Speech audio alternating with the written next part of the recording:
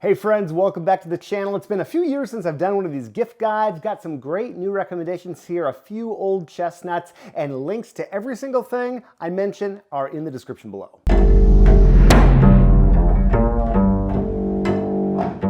I'll start out with essential accessories. These are things that I use every single day, whether I'm practicing at home or on the gig. And one I cannot live without is a rechargeable clip-on tuner. This particular one is made by D'Addario. There are lots of good ones, but I love this little D'Addario one. It's very small. I fit it into the pocket of my bow case, and it has a USB-C plug right here. And I've never been a big fan of tuners that use batteries that I have to replace, the little watch batteries or AA or AAA or anything like that. It seems like I forget about bringing extra batteries, or they sit in my case for a while and start to leak, or the moment that you actually need the tuner, the batteries run out. So having a rechargeable tuner and just plugging it back in when I get home after a gig and charging it up to full is great. This particular one responds very quickly, and it is built for stringed instruments.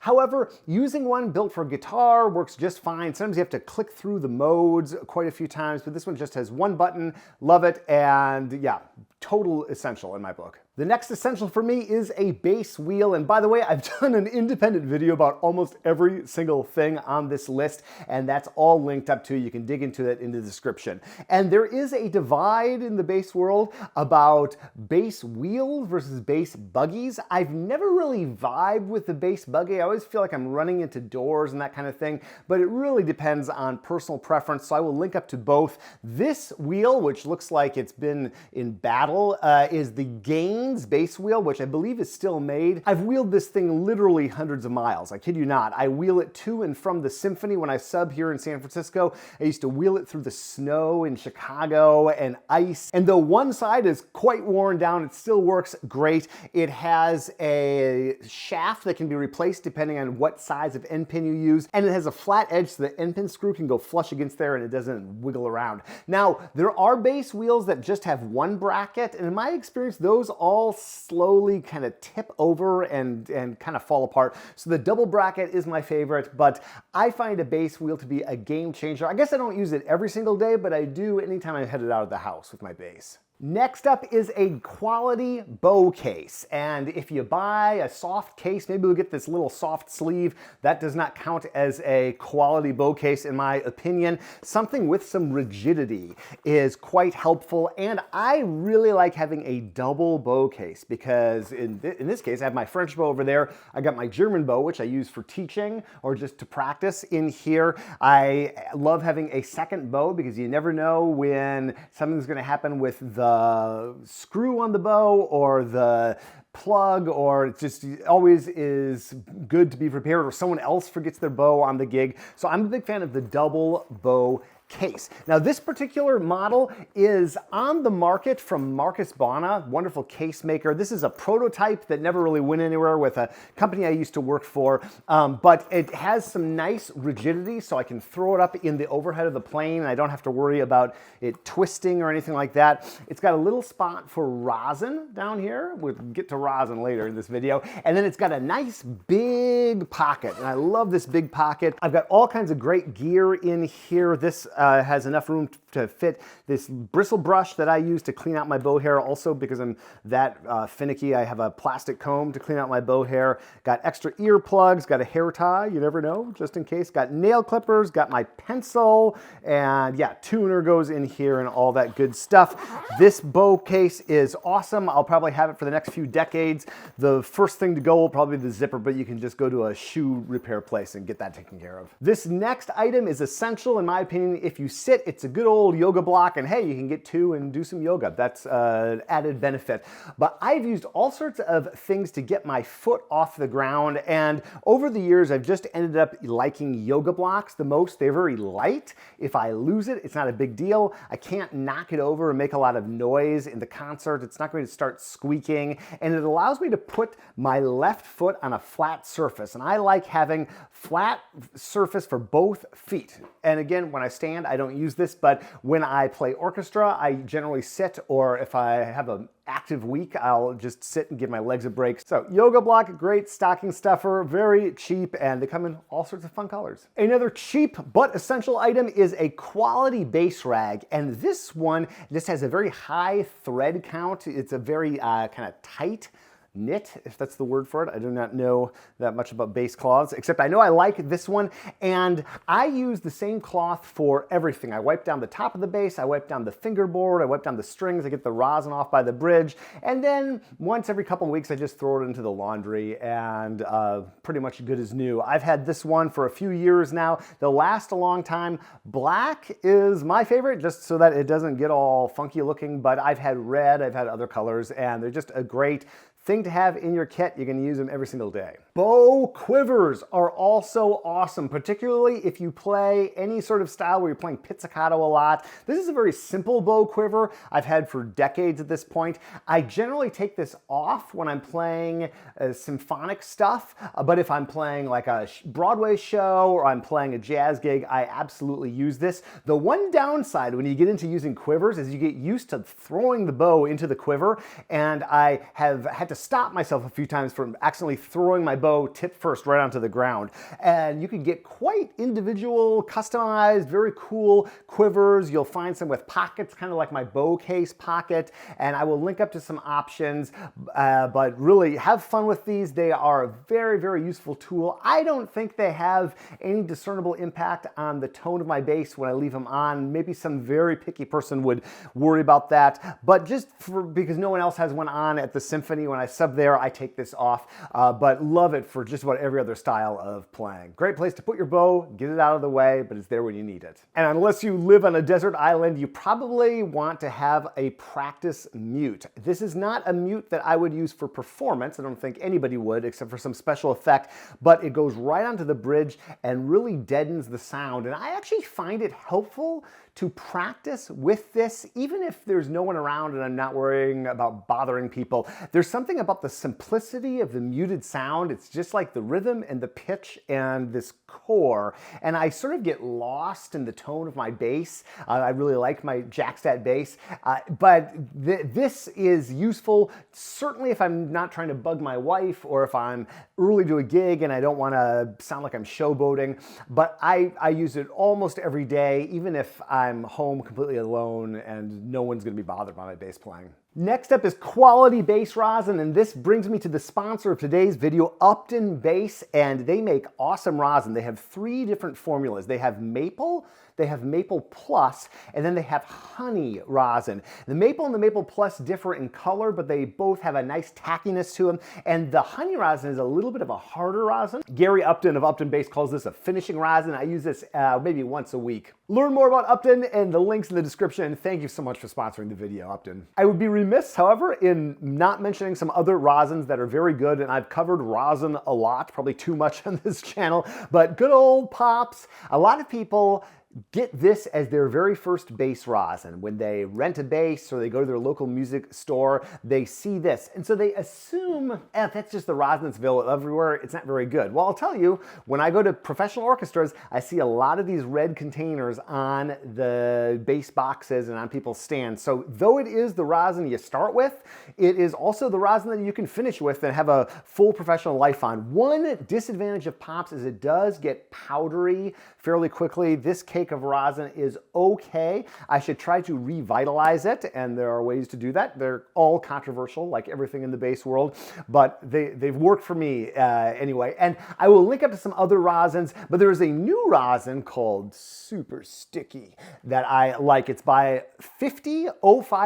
I'm not sure how to pronounce the name of the company, but they're from Amsterdam, and it's like a gigantic cake. So here is the cake. I've been whacking away at it every once in a while as I go between rosins, and I will get out a more normal size of rosin like the Pops, and you can see this is like double the size.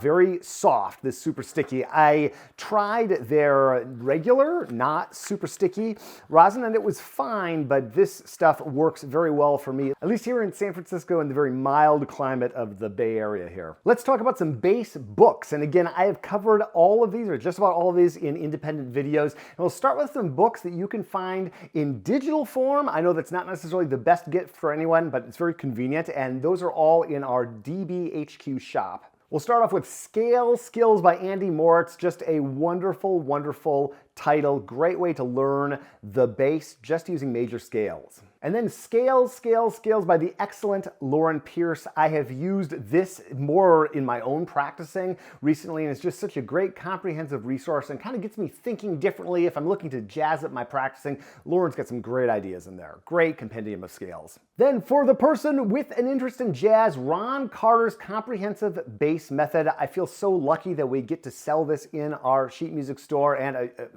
all of these, I've done videos about these in the past, but very, very well thought through bass method. Highly recommend it. Then we have The New Samandal by Cole Davis, taking the fundamentals of Samandal and applying them in a context that would work well for jazz. Brilliant idea and just a modern classic in my opinion. Finally, 77 Broke Bass Lines by Lucas Drew. This is a classic. This is another wonderful thing to just pull out a bass line and sight read it for the day. 77 of them, that's great. It's a nice amount, and there's so much musicality and charm and spice and interest in Baroque bass lines. It's just a wonderful thing to revisit on a regular basis.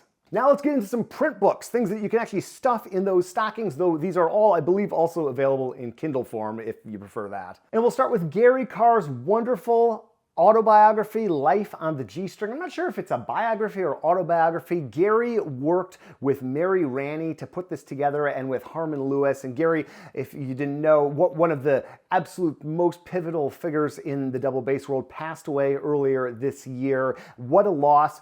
But this book is such a great window into what Gary's life was like. And though I knew all about Gary's life, going back and reading this gave me just a new respect for everything that he did and appreciation for what he was doing as a human, as a musician, as a bass player in that particular time. Talk about a pioneer. Great read. The great Hans Sturm, former International Society of Bassists president and longtime friend, has put together 75 Years on 4 Strings, all about the life and times of Francois Rabath.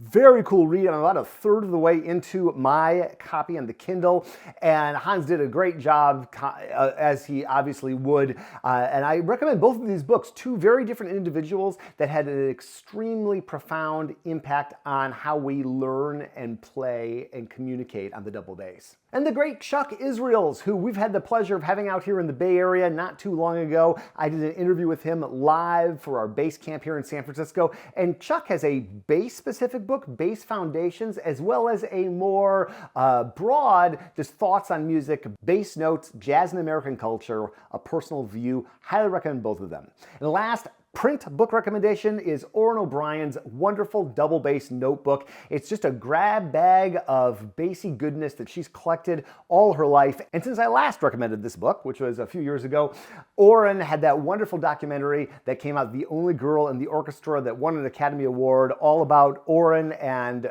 talk about another pioneer in the world of double bass. If you haven't watched that on Netflix, check it out. And I did an interview with the documentarian and some of her team, and we will link up to that as well. Very cool. But definitely pick up the double bass notebook if you don't have it. It's a fundamental book for any bassist collection. And of course, continuing the physical side of things, I'm shameless here, got double bass merch from our DBHQ shop. You can get your hoodies and t-shirts and coffee mugs and hats and stickers and all sorts of fun stuff. We've also got gift cards. If you're not sure what to get, but you want to get somebody something that will benefit the bass community and assure that they get bass stuff, you can get DBHQ gift cards. And this is a bit of a bigger purchase, and it's a little more personal, kind of like buying someone underwear. Maybe not quite that personal, but a set of quality bass strings. And I just had shipped to me D'Addario Kaplan Heavy Gauge. I am a D'Addario artist and get these strings for free as a result, but I've been using their strings for years, and they seem to work really well on my jackstead. I have been using Kaplan mediums for quite some time now, but I thought I would give the Heavy Gauge a try, and I'll do a video comparing them.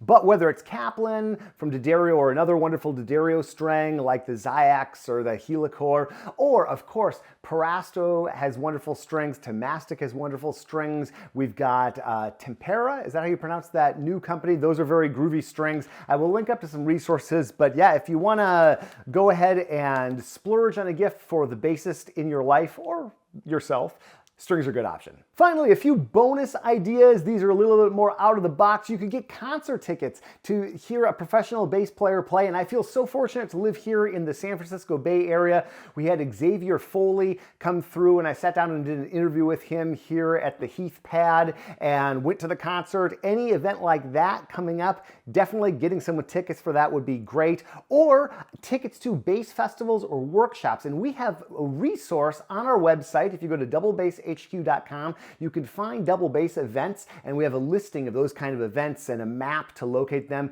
So surprise the bassist in your life or yourself with some tickets to something in person. They will thank you for it. You can also give a great gift to the bass player in your life by setting up a time to bring their bass in and get it looked at by a professional bass luthier. And we also, surprise, surprise, have another resource on our website to find luthiers near you. We will link up to that as well, but that's a great gift. It's kind of like getting a tune-up for your car. It needs to happen, and you often don't realize how much better it's going to make everything feel until you go in and have a luthier look and do some tweaking on the bass. And finally, an online course subscription. I just came out with a new course about the Samandel 30 etudes, and I've got a bunch of courses with Discover Double Bass, and so do some other bass players, wonderful figures in the jazz and classical and bluegrass world. I will link up to Discover Double Bass, and there are many other resources. That's a great kind of bigger item to get for the bassist in your life. I hope this guide helps, and happy holidays. God rest ye merry gentlemen, let nothing you dismay. Remember Christ our Savior.